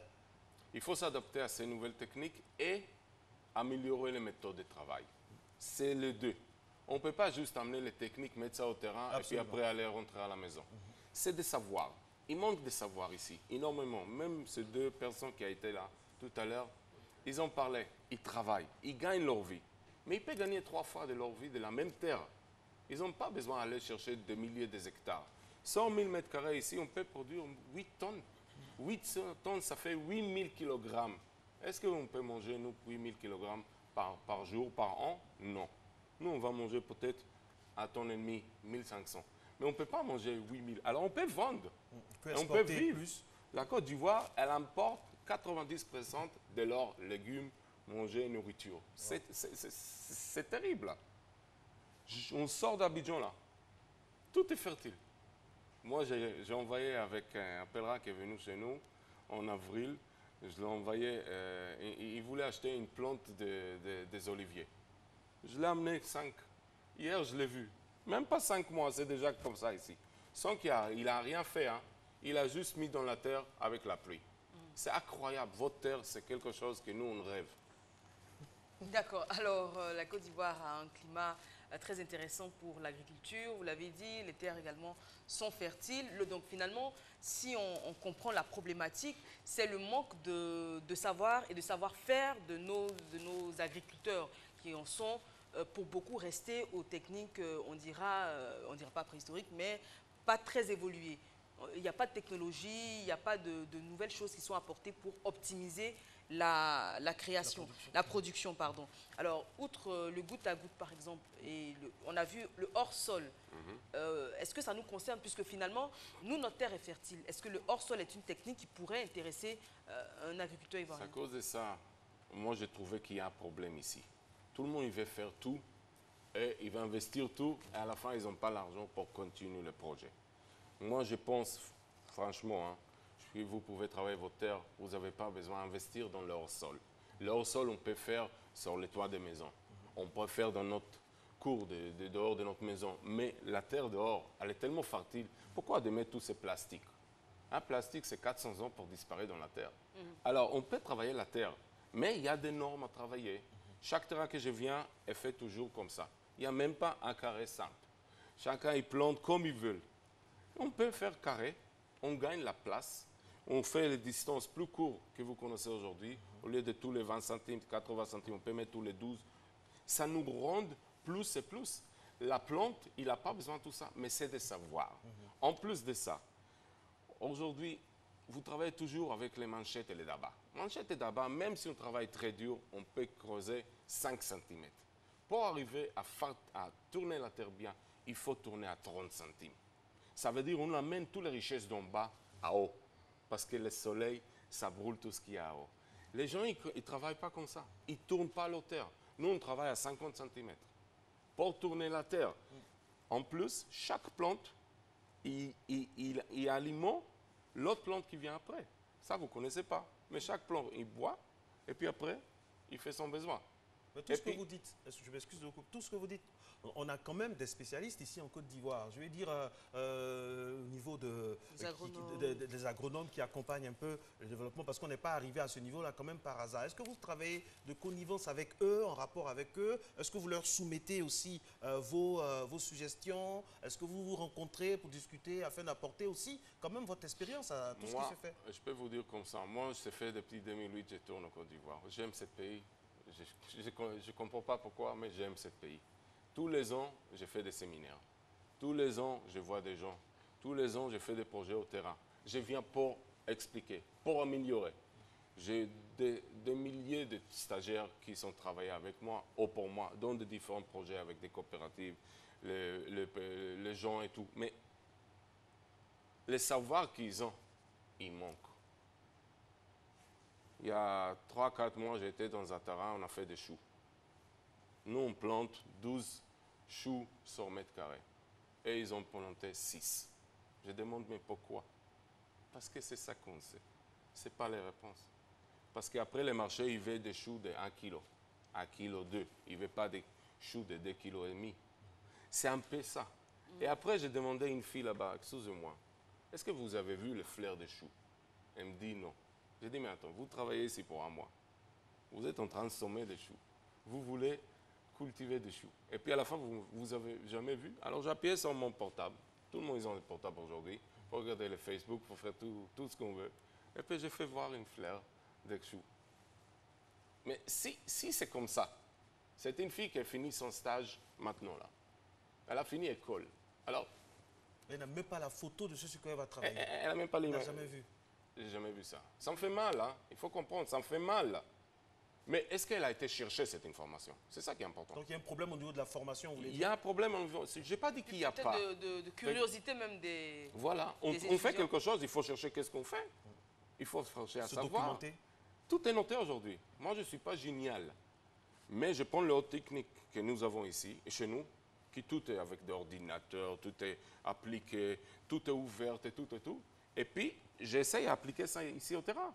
Parce que les plus grandes places de terrain, il n'y a pas Internet, il y a des problèmes. Alors, je ne peux pas faire la même comme je travaille. Moi, j'ai ma ferme en Israël, mes enfants, ils sont là-bas. C'est moi qui dirige l'irrigation par mon portable. C'est comme ça le monde technique. Mais si j'amène ça ici, avec quelle raison je vais travailler? Alors, il faut adopter entre le millier que vous avez et entre le millier que nous avons pour faire. On a déjà fait 40 tonnes de tomates ici sur hectare. Ce n'est pas un miracle. Je m'apprête à vous poser la question. Hein. Vous l'avez dit, vous travaillez avec des coopératives, vous avez des stagiaires, vous avez beaucoup de monde. Est-ce que, en appliquant ces méthodes-là ici en Côte d'Ivoire, dans le contexte ivoirien, avec les réalités ivoiriennes, vous voyez la différence et déjà dans la quantité de production, dans la qualité de la production sur les projets sur lesquels vous avez déjà bossé? Les gens qui travaillent avec moi depuis 2008, et puis ils suivent notre explication et notre savoir, ils arrivent à faire comme je parle. Les gens qui l'écoutent, mais ils ne réagissent pas, ils restent au même état. C'est très simple. Ça dépend beaucoup de leur motivation. Ça dépend beaucoup de leur envie. Maintenant, l'agriculture, c'est une richesse que Dieu nous avait donnée comme ça. C'est libre. Tout le monde dit c'est cher, c'est cher, c'est cher. C'est cher comment? Il faut travailler correctement. Et puis on va arriver. Mais il faut suivre les méthodes et les hautes technologies. Avec l'argent qu'ils vont faire les premiers rangs, ils peuvent acheter l'arrosage après. Mais il faut qu'ils travaillent. Nous sommes en compagnie, mesdames et messieurs, de M. Ran Gilat Lévy. C'est un homme versé dans tout ce qui est évolution de l'agriculture mécanisée qui s'adopte bien sûr à son temps. Tout cela sous-tendu par des données environnementales. Avec lui, nous parlons bien sûr des potentialités, des richesses de la Côte d'Ivoire au niveau agricole. Et puis, pourquoi pas la rendre encore plus compétitive, tout simplement en optimisant beaucoup de choses, soit au niveau du savoir des apprenants, des agriculteurs, des coopératives, et puis aussi se documenter et utiliser nos différentes parcelles avec beaucoup d'efficacité. C'est un peu cela. Avec ça, la Côte d'Ivoire peut encore devenir plus riche au-delà des espérances. C'est-à-dire qu'on a l'impression qu'on vous entend, qu'on est un peu trop... On se contente juste de ce qu'on a. Oui, en même temps, la question que je me pose, c'est qu'avec nos méthodes qui ne sont pas des plus modernes, la Côte d'Ivoire, et nos moyens également qui ne sont pas des plus énormes, on dira, la Côte d'Ivoire est quand même premier producteur de cacao, comme on l'a vu dans le film, troisième en café, premier exportateur en Afrique de mangue. Je veux dire, donc si on fait plus, qu'est-ce qu'on va devenir? Bon. Les plantations de café et cacao, c'est de l'ancien président Fouet-Boigny. Ça, il y a 40 ans. Si vous pensez qu'une arbre peut durer pour 60 ans pour vous nourrir, tous les 10 ans, tous les 20 ans, il faut remplacer un peu. Il faut se recréer. Les gens en terrain, ils attendent. Vous étiez les premiers. Maintenant, vous êtes les troisièmes, pardon. Hein. Excusez-moi de vous donner la vraie donnée. Hein. Et ça, c'est à cause de ça qu'il n'y a personne investi en remplaçant des arbres. Et c'est à cause de ça, une arbre comme ça, des mangues, des avocats, le cacao, les cafés, on plante, ça grandit. Tout le monde, il y a 10 ans, ils sont partis vers le côté des IVA. IVA, son prix, il a chuté en bas. Il faut un investissement de 7 ans. Et puis après, on arrive au marché et le prix, il est 20% qui a été avant. Qu'est-ce qu'on fait avec toute cette herbe? Au lieu de travailler peut-être entre... Il y a des solutions entre des IVA. Les premiers 2-3 ans, on peut faire des légumes. Il y a des espaces. Absolument. Quand on fait ça, on enrichit la terre. l'IVA va grandir plus vite. Après, quand il se ferme, on peut toujours trouver des terrains. Moi, j'ai été dans un terrain de cocotiers et ça a été planté il y a 50 ans. La moitié des terrains, elle est vide. Le monsieur et madame, ils sont ici à Abidjan. Ils viennent avec leur voiture, ils viennent à côté, ils regardent, ils voient 2-3 arbres, ils tournent. Mais attendez, vous avez 3-5 hectares tout de suite vides. Faites des légumes, plantez d'autres cacao, plantez quelque chose d'autre. Pour diversifier. Voilà, il faut. Mais c'est ça un peu. Alors, ce que vous expliquez, c'est qu'ici, en Côte d'Ivoire, quand on a un hectare, par exemple, on ne fait qu'une culture. Ça peut être, par exemple, le cacao.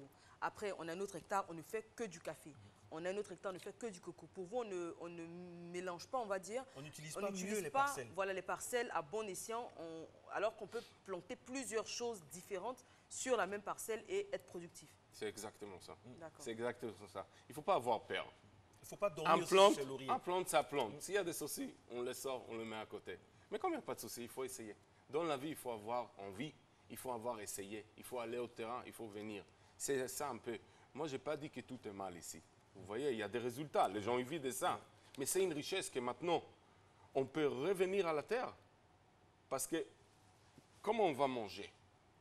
On a énormément de terres. On a énormément de terres fertiles. Alors pourquoi ne pas utiliser? C'est une richesse gratuite. C'est un peu ça. Qu'est-ce qu'on va ajouter, non, moi, ce que je comprends hein, avec Eva, j'imagine aussi, hein, parce que c'est qu'il faut mieux, il faut utiliser la surface avec beaucoup de parcimonie. Ça, c'est un. Ça nous fait gagner plus de temps, plus d'argent, même au niveau de nos coûts de production, ça fait économiser. Et puis en plus, ça respecte l'environnement. Ça respecte l'environnement. Et ça, il faut rendre hommage quand même aux Israéliens qui l'ont réussi parce qu'ils sont entourés de... Enfin, ils sont dans un contexte assez particulier, mais ils ont de bons chiffres au niveau du classement pour les vivriers, par exemple. Vous êtes à de bons, alors que c'est pratiquement 50% désertique. Alors, en définitive, là, quel conseil vous donnez concrètement, là, aujourd'hui, aux Ivoiriens? Moi, le premier conseil, c'est de comprendre qu'il faut revenir à la terre. Ça, c'est le premier conseil. Chacun de vous, il a son terre, à son village, à sa compagne, à son ami, à son cousin. Il peut aller faire ça, travailler. Deuxièmement, moi, je propose à tout le monde à chercher des informations. Moi, je donne des séminaires. Vous êtes toujours invités pour voir mon séminaire. Moi, je fais des consultants avec des coopératives, avec des gens privés qui veulent travailler. Soit on fait un partenariat sur le terrain, mais on peut travailler de tous les sens. Mais écoutez bien, apprenez bien, l'information elle est ouverte, et puis essayez à développer vous-même et développer vos terrains. Très bien. En tout cas, merci à vous, Monsieur Ron Gilad Lévy. C'est tellement concis, c'est clair. Il ne faut pas dormir sur ses lauriers. Il faut toujours aller à la rencontre de nouvelles technologies qui respectent bien sûr l'environnement et faire en sorte que notre agriculture en Côte d'Ivoire soit une agriculture qui nous permette de ne pas être premier seulement pendant un moment, mais premier tout le temps, se recréer et puis donner de très très bons résultats malgré donc le contexte environnemental qui peut être hostile et puis au niveau aussi de la mécanisation. Alors on a fini. Eva, une dernière question? Non, ça ira. C'est juste une petite phrase si ça vous dérange pas. Allez-y, monsieur. J'ai déjà fait ici environ de 50 tonnes de tomates par hectare. Le moyen ici, il est environ de 5. Avec 50 tonnes, on peut bien faire 30 millions de rendement par an. Moi, je crois que même moi, je n'ai pas 30 millions dans ma poche. C'est très important. Moi, j'ai fait une jour ouverture avec des séminaires. Quand on parle d'argent, Eva rit. Non, parce qu'en fait, quand vous m'avez demandé, Marco, si j'avais une autre question, en fait, j'ai vu le... vous m'avez même pas consulté mon nom. Oui, j'ai vu le nom de la société. Éco-solution, ça veut dire écologique et puis économique. D'accord. Je disais donc que j'avais vu dans les notes, donc 50 tonnes de tomates, ça pourrait faire gagner 30 millions donc, de francs CFA, ça m'a fait penser à quelque chose. Vous en voulez les 30? Bah, évidemment. Donne-moi une hectare, on va faire ça ensemble. On va chercher ensemble. On va chercher une parcelle du côté de Beoumi ou bien d'un bateau pour faire ça rapidement. Merci beaucoup. Merci beaucoup. Merci à vous. Et puis, bonne continuation. On espère que le message que vous avez délivré sur ce plateau n'est pas tombé dans l'oreille de sourd et que, tout simplement, on essaiera de nouvelles techniques pour produire plus et donc gagner plus. Alors, nous allons continuer au niveau de la production, mais cette fois la production routière, en guillemets, on va dire ça comme ça, parce que c'est le point route qui nous accueille maintenant. Regardez. Deux plateaux, boulevard Latrie, qui s'élèvent, qui se lèvent, qui se réveillent. Très, très animés ce matin, des taxis, des woro-woro, des voitures, des piétons. Il y a de tout, il y a de tout. Très bon réveil à vous aux deux plateaux. Alors, nous allons aller maintenant du côté de... Voilà, Koumassi, Treichville, De Gaulle, il y a une large panoplie pour vous montrer un peu le point de la circulation. Là, on a notre caméra qui s'est posée du côté sur le boulevard lagunaire avec la lagune qui nous montre un peu que la brume est toujours de mise. Attention automobilistes par rapport à tout ce qui est ce qui vous permet de voir quand vous conduisez. En tout cas, c'est fluide dans la direction Adjamé, Cocody ou Cocody, aéroport de Port-Bouët. Après le boulevard lagunaire, où est-ce qu'on se rend, Christelle Akoussa? On rappelle que c'est elle qui signe la réalisation de cette émission. Nous sommes au grand carrefour de Treichville. Voilà, vous avez les images en temps réel grâce à Abidjan.net. Et voilà, une image vaut mieux que 1000 mots. Regardez, appréciez. Et puis nous allons aller dans la commune de Koumassi, l'une des communes les plus agréables, les plus sympathiques, les plus industrieuses de notre capitale administrative, avec ce carrefour qui ne désemplit pratiquement jamais, qui est toujours tonique, dans le sens Marcory aéroport ou Marcory Grand Bassam, Massili, en tout cas, ça va. Actuellement, le Goslo n'est pas de mise, ça peut aller. RAS. On finit avec le plateau, plus précisément le pont de Gaulle. Comment est-ce qu'on se déplace ce matin? Je rappelle d'ailleurs que vous pouvez avoir la circulation en temps réel là, sur le site abidjan.net. Voilà. Comme vous pouvez le voir, dans le sens Trècheville-Plateau, c'est beaucoup plus fourni, qu'on dira, que dans l'autre. Hein. Donc, vous prenez toutes vos dispositions si vous comptez emprunter le pont de Gaulle ce matin. Aujourd'hui, mesdames et messieurs, nous sommes le lundi 6 février 2017. C'est ça, Eva, je ne me trompe pas, hein, la date. 6 février 2017. Aujourd'hui, importante parce qu'en même temps, c'est la journée dédiée pour la lutte contre les mutilations faites aux femmes. On en a parlé tout à l'heure dans le journal avec la gracieuse Maï Sako. Et nous aimerions revenir sur une autre journée voisine. C'est la journée mondiale sans téléphone portable. Regardez, Eva, déjà. Oui, mesdames et messieurs, c'est la 17e journée mondiale sans téléphone et smartphone. Au fait, c'est 3 journées. Aujourd'hui, demain et après-demain. Marco, est-ce que vous pouvez tenir? Moi, je ne sais pas, hein, mais est-ce que vous pouvez faire 3 jours à partir d'aujourd'hui sans surfer, chatter, raconter sa vie ou écouter de la musique avec cet extraordinaire instrument multitâche qui nous... Vraiment, le téléphone portable, on ne le dira jamais assez, c'est l'addition. On ne peut s'en passer. C'est pas Eva qui va me contredire. Du tout. Et d'ailleurs, vous avez à l'image là, le tout premier téléphone portable de l'histoire, celui qui a permis de passer le tout premier appel. Voilà, c'était le 3 avril 1973. Ah oui. Ce téléphone-là a été le tout premier également à être commercialisé à partir de 84. Donc 9 ans après. Et il coûtait 4 000 $. 4 000 $. Hein. Et celui qui a passé le tout premier appel que vous avez eu en photo juste avant, donc c'est Martin Cooper, ingénieur et directeur général de division technologie de la communication chez un opérateur qu'on ne citera pas. Et il passait le tout premier appel de l'histoire avec un téléphone portable le 9 avril 1973. Et il faut préciser également, il faut rendre à César également ce qui appartient à César. Il y a un véritable débat au niveau des inventions. Martin Cooper, c'est en avril 1973, le premier appel sur un téléphone cellulaire. On parle également de Henry Sampson avec sa cellule gamma électrique qui a déposé un brevet également en 1971. Ce qu'il faut retenir également, c'est que ces 3 jours, c'est pour un peu nous sensibiliser. Autant le téléphone portable peut nous aider, il peut sauver des vies, autant il peut briser un couple, il peut éloigner des parents et créer une psychose dans la famille ou dans le foyer, n'est-ce pas, Eva? Parlons de psychose. Est-ce que, Marco, vous saviez que le téléphone portable peut engendrer une véritable pathologie? Ça s'appelle la nomophobie et c'est la phobie donc liée à la peur excessive d'être séparé de son téléphone portable. Et je pense qu'on est pas mal à souffrir de nomophobie. Alors quand on est nomophobe, et vous appelez à l'antenne une dame qui on ne supporte pas de se séparer de son téléphone. Une fois qu'il n'y a pas de réseau, que la batterie est déchargée, tout de suite on angoisse, on est anxieux, etc., etc. Eh bien, si vous souffrez de tous ces signes que vous avez, ces symptômes, vous êtes tout simplement nomophobe. Et puis, Marco, avant de finir, est-ce que vous saviez que le téléphone portable est un véritable nid à bactéries? Ah oui. Selon des études, oui, le téléphone portable contient 500 fois plus de bactéries que le siège des toilettes. 500 fois plus que le siège des toilettes. Vous êtes averti. Donc, parce que le téléphone est manipulé tout le temps par des mains pas toujours propres, etc. etc. C'est pour ça qu'il faut éviter d'ailleurs, petite sensibilisation, de laisser les bébés mettre le téléphone dans la bouche parce qu'ils ont tendance à faire ça et les téléphones en général sont très très sales. Ça fait partie des objets qu'on touche le plus. Quand c'est le téléphone portable simple, il n'y a pas de souci, mais depuis l'avènement des fameux smartphones, ça a changé la donne. Tenez-vous bien, mesdames et messieurs, 80 milliards d'objets connectés vont contrôler nos gestes d'ici 2020. Oui, ça va aller encore, mais vraiment dans des proportions incontrôlées. Et puis, on deviendra des robots. Oui, l'initiative de ces journées de sensibilisation de 3 jours sans téléphone portable ou smartphone vient donc de cet homme que vous allez voir maintenant. Il s'appelle Philippe Marzolier. C'est un écrivain français et qui a décidé comme ça vraiment de mettre un peu les pieds dans le plat et faire en sorte qu'on puisse quand même, tant soit peu, se déconnecter. Ça fait du bien. Je vais tout faire pour que Eva je vais essayer de la tâcher entre guillemets pour qu'elle fasse au moins 10 minutes sans téléphone portable. Ce ne sera pas évident. Ce sera déjà ça. Ce ne sera pas évident parce que déjà, j'ai tellement de téléphones, je suis tout le temps sur mes 17 téléphones, 12 numéros, sans oublier donc un talkie-walkie. Franchement, c'est plus rien. Et un téléphone fixe.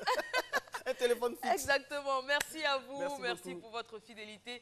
On espère ici vous avoir donné du tonus, de l'entrain, de l'énergie, de la bonne humeur pour bien attaquer cette journée et surtout cette semaine qui s'annonce, qui s'ouvre, qui s'offre à vous tel un bouquet de fleurs, pleine de défis. Il n'y a pas le piment dans la sauce, la chanson? Oui, pleine d'espérance et pleine de bonnes choses qui arrivent. Franchement, félicitations au Cameroun. Que tout se passe bien pour vous pendant cette semaine. Et si Christelle Akoussa le permet, on pourrait avoir cette belle chanson de Rénis pour se séparer, histoire de dire que le Cameroun a tout simplement mis l'Égypte dans la sauce. Eh bien, ce n'est pas le cas, ce n'est pas bien grave. On se retrouve demain sur RTI 1, 5h55. Je vous fais plein de bisous. À demain. À demain. Ciao, ciao.